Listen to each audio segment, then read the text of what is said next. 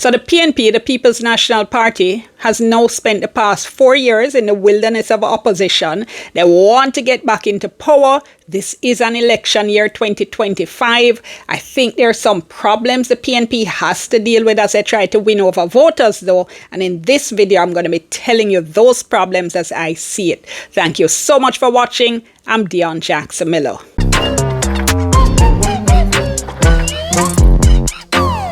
I did a video on what I see as the issues that the JLP has to deal with. If you haven't watched it yet, check it out. I'll link it below and I'll also link it at the end of this video. So today, let's take a look at the opposition People's National Party, alright? So the first problem the PNP has is convincing voters that they can actually run the country.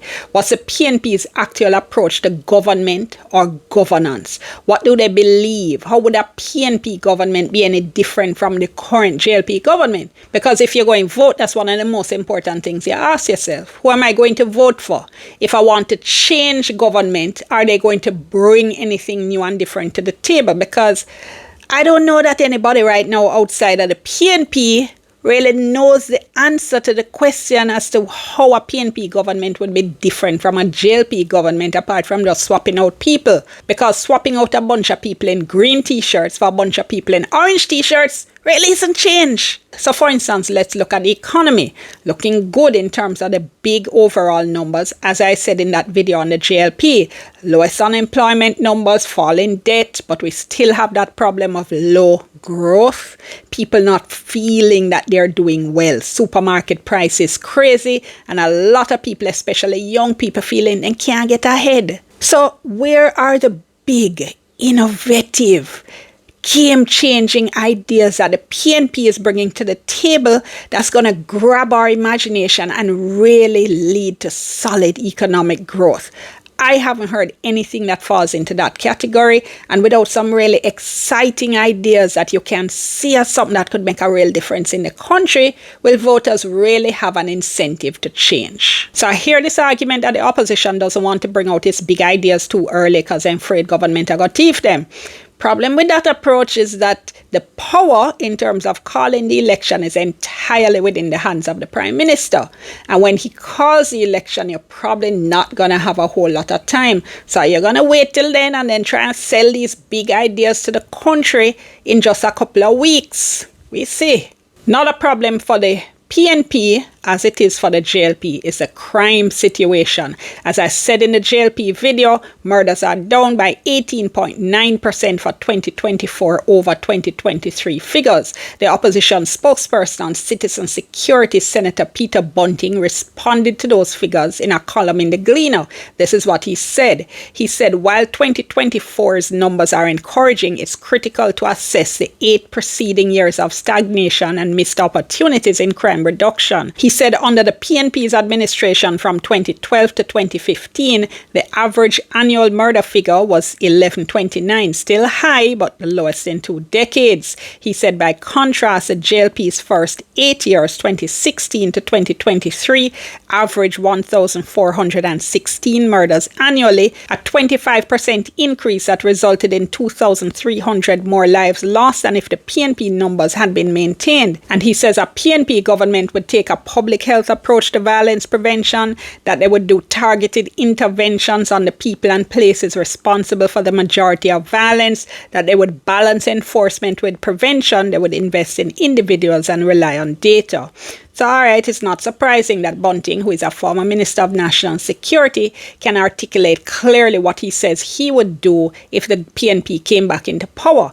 Bear in mind though, these are broad statements without a lot of detail. I mean, he talks about reliance on data and evidence. You think if we go to the police now and ask them, they're going to say they're not relying on data and evidence? So what different would a PNP government bring to the table? As I said, that's always a question. Also, when Senator Bunting talks about the PNP years from 2012 to 2015 and says they averaged 1129 murders a year, look a little closer. So yes, in 2012, the figure was 1102, which was a reduction from 2011.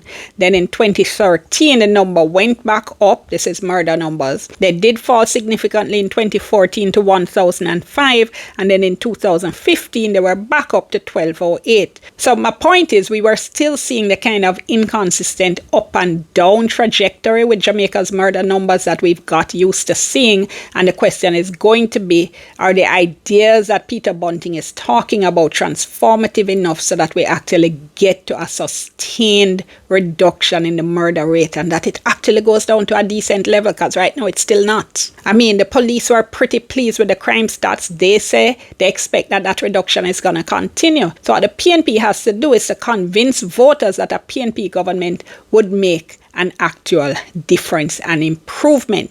And as I said in my video on the JLP, the numbers are one thing, but the underlying question is, do Jamaicans feel safe? And I'm going to say again, no, this is not a country that feels safe. A third point for me is that another problem the PNP has is convincing voters that they have a consistent approach to policy. For instance, just look at the big mess made recently by PNP General Secretary and Agricultural Spokesperson Dr. Dayton Campbell.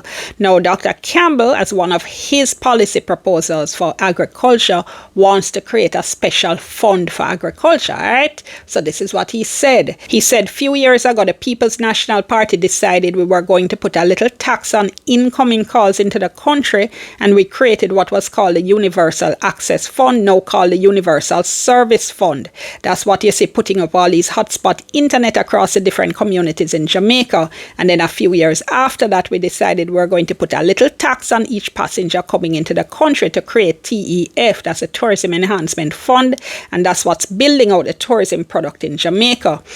Listen carefully. He then said, now is the time we must put a little thing on the imported food into the country and create an agriculture fund.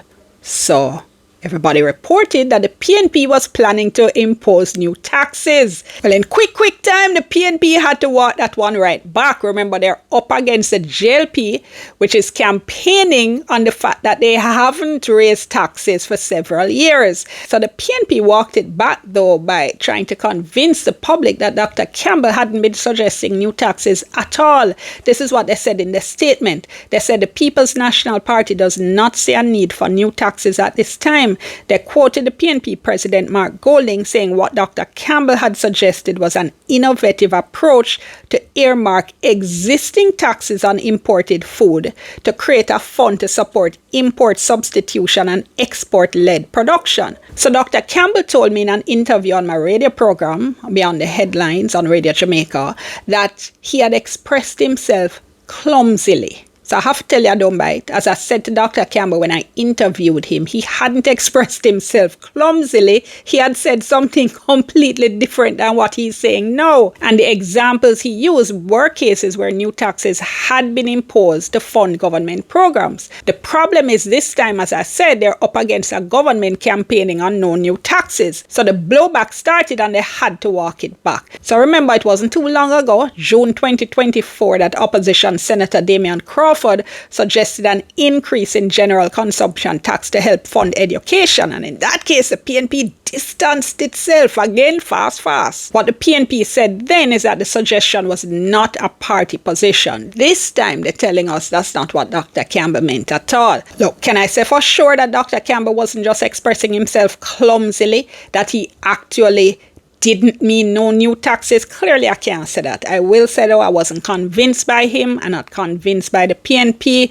I think he was suggesting new taxes, and then they realized how badly that was going down. It does, though, raise another question for me, which is that doesn't the PNP have a clear position on something as basic as whether they want to impose new taxes in any kind of way to fund government programs or not? And if they do, how come two of your most high-profile spokespersons have come out proposing new taxes as a way to fund their portfolio areas? Whoops, sorry, I forgot, because Dr. Campbell, they say, wasn't actually proposing new taxes, even though that's what he said. So let's move on to my next point, not unrelated, which is the PNP's tendency to make the most amazing unforced errors, or as we say, to shoot themselves in the foot. You know those social media posts that say, no one, nobody at all, insert after that, PNP. So take the September 2023 fiasco when a party supporter, Claude Bigstone Sinclair, came up with what he apparently thought was a brilliant idea of being on stage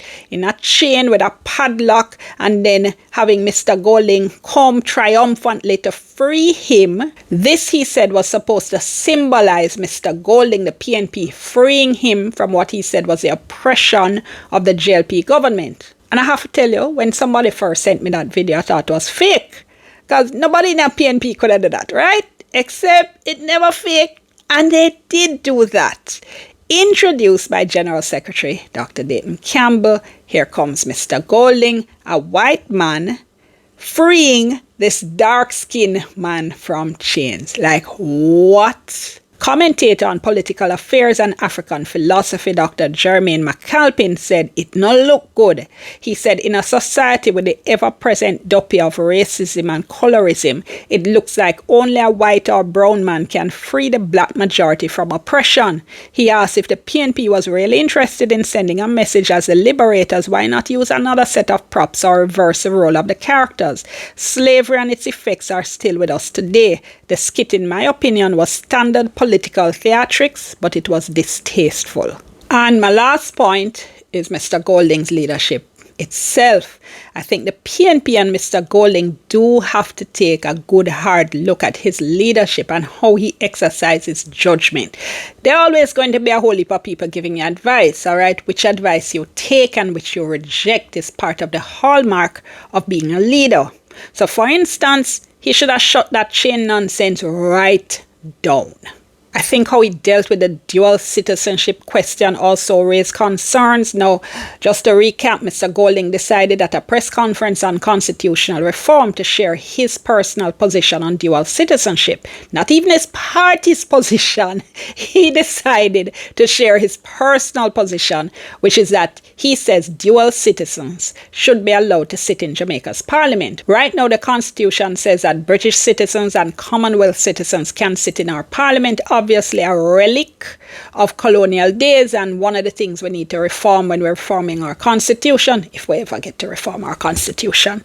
Anyway, that issue now turned the spotlight onto him. Remember what I say? Nobody at all, nobody need to talk about this, all right? So Daryl Vaz, cabinet minister and former US citizen who finally gave up his citizenship after the Jamaican Court of Appeal said he had to if he was going to sit in Jamaica's parliament, he then started to ask Mr. Golding on social media if he, Mr. Golding, was a British citizen. Then we had this weird scenario with Mr. Golding dodging the question. Now, somebody in PNP told me they didn't feel that they had to respond to Mr. Vaz on social media. Look, that's a silly position. First of all, Mr. Vaz has a big following on social media. He's very colorful. He's very in your face. So the public and the media are always going to pay attention to what he's saying. So that question wasn't going to be going away. So whatever Mr. Vaz is, he's a member of the JLP. He's a government minister. He's also a Jamaican citizen.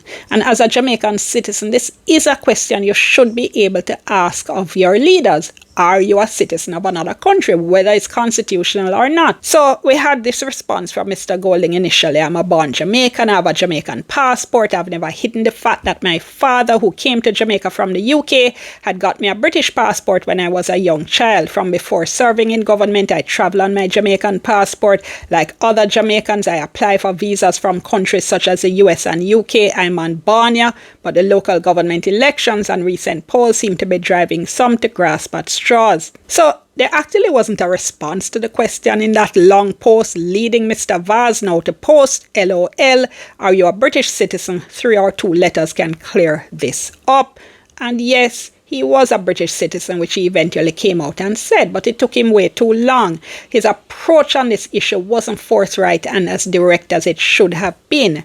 It just took too long. Also, I don't think Mr. Golding has yet stamped his authority and his presence on the People's National Party. You need to have a sense of how a leader is making his mark on the party, on the organization he's leading. Let me give you one example. So was Mr. Golding really okay with bringing Vybz Kartel onto the stage at the PNP's annual conference? And no matter come at me with the fact that Kartel's conviction was quashed. Thank you. I know that. But the bar for certain kinds of associations cannot be only whether the person has a criminal conviction or not. Ask any organization or corporate entity. In fact, ask any parent. Right? So there are times when what we see the PNP doing doesn't seem to align with what we know of Mark Golding. Let's be clear. The polls have shown that Mr. Golding's favorability ratings have been increasing. All right. In October 2024, 36% of respondents said they favored Mr. Golding over the JLP's Mr. Holness. Mr. Golding had 36%. Mr. Holness had 32.5%. So I'm acknowledging that. However, having said that, 1 out of 3 in terms of favorability rating isn't a good result for either of them. So I think Mr. Golding needs to assert himself more. I think he needs to stamp his authority more on the party. Whatever you think of the Jamaica Labour Party and Andrew Holness as its leader, I don't think there is any doubt as to the fact that he is in charge of that party. So yeah, Mr. Golding, stop playing along with silly populist tricks. But if those silly populist tricks are your ideas, make we know. Make we know. So the big question in 2025, this election year for the People's National Party, is will the voters see Mark Golding as somebody they want as their next prime minister? What do you think? I'm going to leave it there. Thank you so much for watching. I'm Dionne. I'll see you next time.